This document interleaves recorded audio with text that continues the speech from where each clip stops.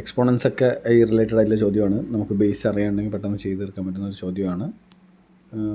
എന്താണ് question? 5x⁻m = 5 എന്നാണ് ചോദ്യം. അപ്പോൾ ബേസിക്കലി എന്ത് ചെയ്യും? 5 രണ്ടും കോമൺ ആണ് അല്ലേ? അപ്പോൾ 5 ഇങ്ങോട്ടേക്ക് എടുത്താലും അല്ലെങ്കിലും എന്ത് ചെയ്യും? വെട്ടിപ്പോവില്ലേ? 5ഉം 5ഉം വെട്ടിപ്പോവും.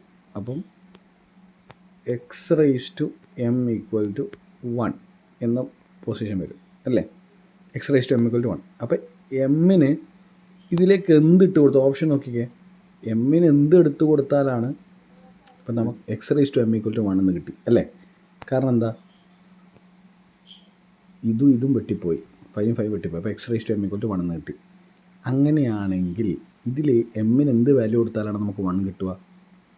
x⁻0 കൊടുത്താലാണ് 1 കിട്ടുക. അപ്പോൾ 0 ആണ് ആൻസർ. അതായത് ബേസിക്കലി ക്വസ്റ്റ്യൻ പറയുന്നത് 5 × x⁻m = 5 എന്ന ചോദ്യം തന്നു കഴിഞ്ഞാൽ രണ്ട് സൈഡും 5ഉം 5ഉം വെട്ടിപ്പോയി കഴിഞ്ഞാൽ x⁻m = 1 എന്നാവും.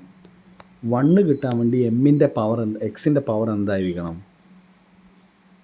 എക്സിൻ്റെ പവർ 0 ആയിരുന്നാൽ മാത്രമേ നമുക്ക് 1 ഉത്തരം കിട്ടുള്ളൂ. So a number raised to the power 0 value will be 1. ഓർത്ത് നോക്കണം കേട്ടോ. ബൈ. ഈ ക്വസ്റ്റൻ എളുപ്പമായിരുന്നു, വളരെ ഈസിയാണ്. ബേസ് അറിഞ്ഞാൽ നമുക്ക് ചെയ്യാൻ പറ്റും. ഓപ്ഷൻ സി 0 ആണ് ഉത്തരം. ഓപ്ഷൻ സി 0 ആണ് ഉത്തരം. ബൈ. Take care.